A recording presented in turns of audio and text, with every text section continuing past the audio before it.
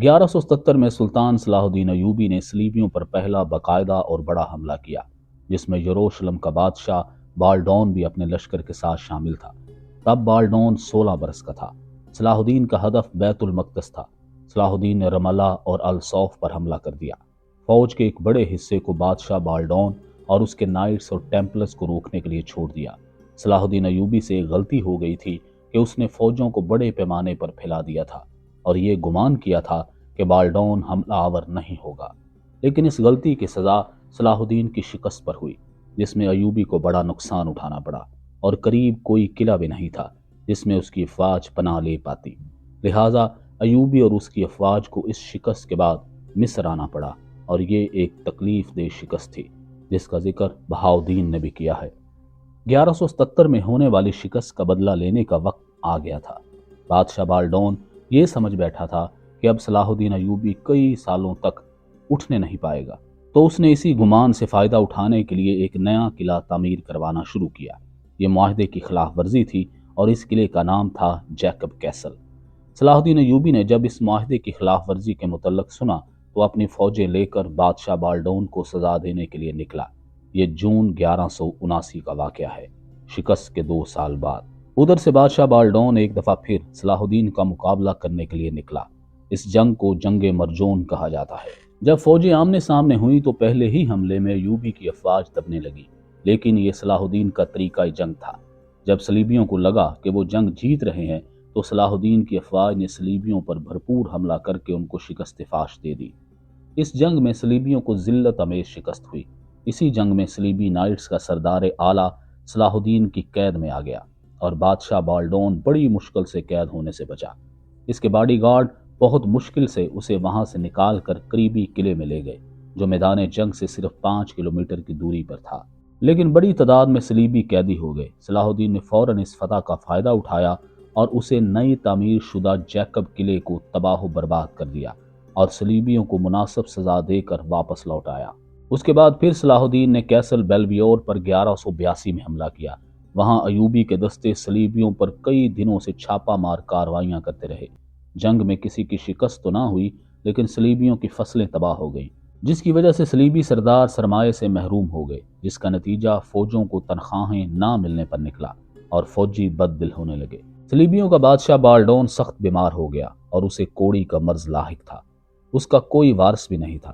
اس نے اپنی بہن سبیلا کی شادی ایک فرانسیسی سردار گائی آف لوزگنن سے کر دی تھی، جو ایک مغرور، متکبر اور خود پسند شخص تھا۔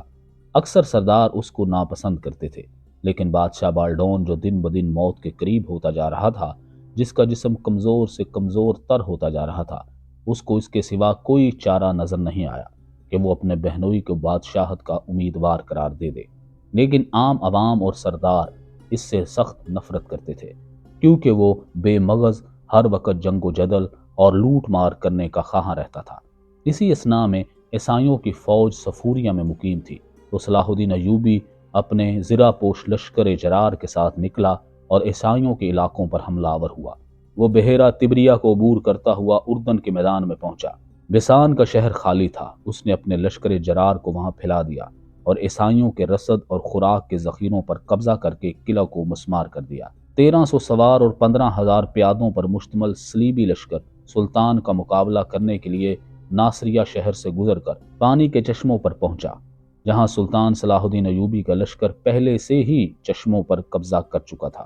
صلاح الدین ہمیشہ پانیوں کے پاس رہتا تاکہ فوج کو کسی قسم کی کوئی مشکلات کا سامنا نہ کرنا پڑے۔ صلاح الدین کے لشکر کے ترک فوجیوں نے صلیبیوں کا ایک اور قلعہ مسخر کر لیا تھا اور تمام املاک، خوراک اور جانوروں کے ذخیروں پر قبضہ کر لیا تھا۔ اس لشکر کے دوسرے حصے نے صلیبیوں سے جنگ کی اور ان کو مفلوج کر دیا، حتیٰ کہ صلیبی مورخ لکھتا ہے کہ عربوں کا لشکر براہ راست ہماری فوج کی طرف بڑھا اور اس قدر قریب آ گیا کہ عیسائی لشکر میں سے کسی کو سڑک پر نکلنے کی جرت نہ ہوئی، جو بھی نکلتا مارا جاتا۔ صلیبیوں کے لشکر نے اس مفلوج حالت میں کوہ تبور پر چڑھ کر اپنے ہی یونانی کلیسا کو لوٹ لیا، جس کا نام تھا سینٹ ہیلین چرچ۔ عیسائیوں کی فوج کھلے میدان میں محصور ہو گئی۔ خوراک پر صلاح الدین کی فوج نے پہلے ہی قبضہ کر لیا تھا۔ اب صلیبیوں کی حالت بدتر ہو گئی، ان میں قحط پھیلنے لگا۔ صلیبیوں نے اپنے قریبی قلعوں سے مدد کے لیے سپاہی بھیجے اور وہ کسی قدر وہاں سے مدد حاصل کر پائے، لیکن اس دوران پورے 8 دن تک ایوبی کے ترک لشکر بلا روک ٹوک علاقوں پر چھاپے مارتے رہے اور جہاں چاہتے صلیبیوں پر حملہ آور ہوتے۔ 9ویں دن صلاح الدین اپنی فوجیں لے کر واپس چلا گیا۔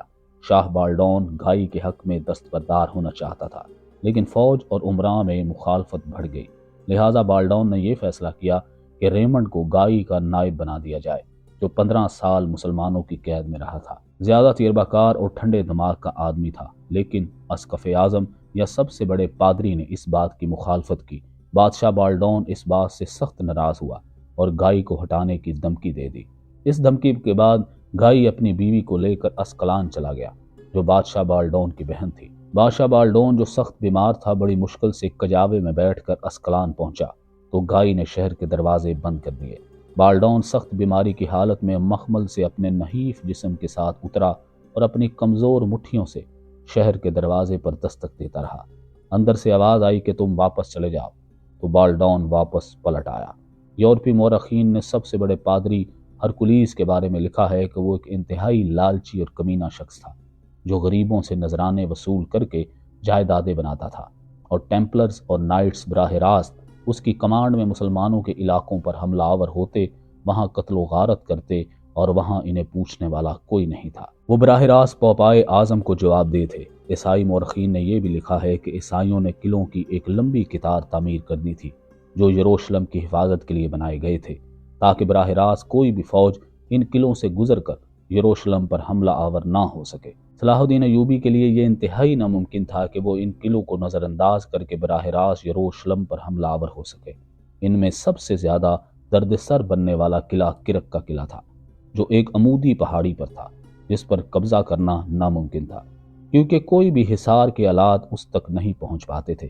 یہ قلعہ اتنا بڑا تھا کہ 1000 گھوڑے اس کے استبل میں باندھے جا سکتے تھے اور 5000 سپاہی بیک وقت اس میں پناہ لے سکتے تھے۔ اس کے گول برج بذات خود قلعے تھے۔ ان برجوں پر علیحدہ علیحدہ دروازے اور برج اٹھانے والی پلیاں نصب تھیں۔ یہ برج 100 فٹ اونچے تھے، جس کی وجہ سے اس کے ارد گرد کا علاقہ آسانی سے دیکھا جا سکتا تھا، اور اس پر اچانک حملہ کرنا تقریباً ناممکن تھا۔ اس قلعے کا سردار تھا ریجنالڈ، جو نہایت گرا ہوا شخص تھا اور مسلمانوں سے دشمنی میں انتہا کو پہنچا ہوا تھا۔ وہ کرک کا والی تھا، اور کرک کا قلعہ عیسائیوں کے نائٹس اور ٹیمپلرز کا مضبوط گڑھ تھا۔ وہ اکثر اوقات کرک سے نکل کر مسلمانوں کے علاقوں میں قتل و غارت کرتے، اور یہ ان کی عادت بن چکی تھی کہ وہ مسلمانوں کے قافلوں کا قتل عام کرتا اور پھر ان کی بستیوں کو آگ لگا کر قلعے میں واپس آ جاتا۔ ریجنالڈ مسلم دشمنی میں اتنا بڑا ہوا تھا کہ اس نے خفیہ طریقے سے جہاز تیار کروا کر اونٹوں پر لدوا کر ان کو بحیرہ کلزم میں جا اتارا، اور ایک بڑا بحری بیڑا جو 5 جہازوں پر مشتمل تھا اسے تیار کروا دیا، اور مکہ اور مدینہ پر حملہ کرنے کی خواہش لے کر بحیرہ کلزم کے کنارے کنارے مسلمانوں کی بستیوں کو تاراج کرتا آگے بڑھنے لگا۔ جب اس کی اطلاع صلاح الدین ایوبی کو ہوئی تو وہ سخت غصے میں آیا، اور سلطان نے برق رفتاری سے عیسائیوں کو اس گستاخی کی سزا دینے کے لیے ایک بحری بیڑے کو روانہ کر دیا۔ جب وہ بدبخت مدینہ سے صرف 1 دن کی مسافت پر تھے تو سلطان کے بحری بیڑے نے اسے آ لیا اور اس سارے بحری بیڑے کو غرق کر دیا۔ ان کا نام و نشان مٹا دیا اور 170 قیدی بنا لیے گئے۔ ان میں سے 2 قیدیوں کو مکہ بھیج دیا گیا تاکہ عید الاضحیٰ کے موقع پر انہیں سب کے سامنے قتل کر دیا جائے، اور باقی قیدیوں کو گدھوں پر اس طرح سوار کروایا گیا کہ ان کے منہ جکڑ بند کر کے گدھوں کی پشت پر تھے۔ انہیں مصر لے جا کر قتل کر دیا گیا، اور سلطان صلاح الدین ایوبی ریجنالڈ کو اس گستاخی کی سزا دینے کے لیے لشکر کے ساتھ حملہ آور ہوا۔ صلاح الدین کا حملہ اس قدر اچانک تھا کہ بالڈون کی دوسری بہن ازبیلا کی شادی کی تقریب کرک میں جاری تھی۔ یہ شادی ہینفرے آف ٹران کے ساتھ ہونے والی تھی۔ شراب اور موسیقی کی محفلیں جاری تھی، رقص ہو رہے تھے کہ اچانک طبلے جنگ بجنے لگے، اور تلواروں کی گھن گرج اور گھوڑوں پر سوار لشکر کی آواز قریب آنے لگی، جو پکار رہے تھے، یا اہل اسلام، یا اہل اسلام۔ یہ صلاح الدین کی فوج تھی۔ وہ ریجنالڈ سے مکہ پر حملے کا انتقام لینے آن پہنچا تھا۔ صلاح الدین کی فوج نے قلعے کی بیرونی دیوار پر دھاوا بول کر عیسائیوں کے فوجیوں کو مار بھگایا، لیکن کرک کی دیواریں دوہری تھیں اور ان میں خندقیں تھیں جن پر پل چڑھے ہوئے تھے، جنہیں اٹھایا بھی جا سکتا تھا۔ لیکن اس اچانک حملے سے ریجنالڈ سمیت سب دوسرے سردار فوجیں اسلحہ خانے اور پانی کے حوض سے سر پر پاؤں رکھ کر بھاگے اور قلعے کی گہری خندق کے پار جا کر دم لیا۔ صلاح الدین نے خندق کے سامنے اپنے آلات محاصرہ نصب کروا دیے، اور جب صلاح الدین کو یہ اطلاع ملی کہ قلعے میں بالڈون کی بہن کی شادی کی تقریب چل رہی تھی تو وہ اس برج کے نیچے پناہ لیے ہوئے ہیں، تو صلاح الدین ایوبی نے ہدایت دی کہ اس برج کو نشانہ نہ بنایا جائے جہاں وہ مقیم ہے۔ یہ محاصرہ 1 مہینے تک جاری رہا۔ ریمنڈ کی قیادت میں صلیبی فوج کمک لے کر کرک کی حفاظت کے لیے آن پہنچی۔ ریمنڈ سیدھا سلطان کے خیمے میں گیا اور درخواست کی کہ صلح کر لی جائے۔ سلطان صلاح الدین اچھی طرح جانتا تھا کہ بغیر کمک کے کرک کو فتح کرنا ناممکن ہے، اور اسے شام سے بھی اچھی خبریں نہیں آ رہی تھی۔ موصل میں بغاوت کر دی گئی تھی۔ سلطان نے عارضی معاہدے میں ہی فائدہ سمجھا اور اس نے صلح کر لی اور شام لوٹ گیا تاکہ اپنے علاقوں میں ہونے والی بغاوتوں پر قابو پا کر ایک مضبوط لشکر لے کر واپس حملہ آور ہو سکے۔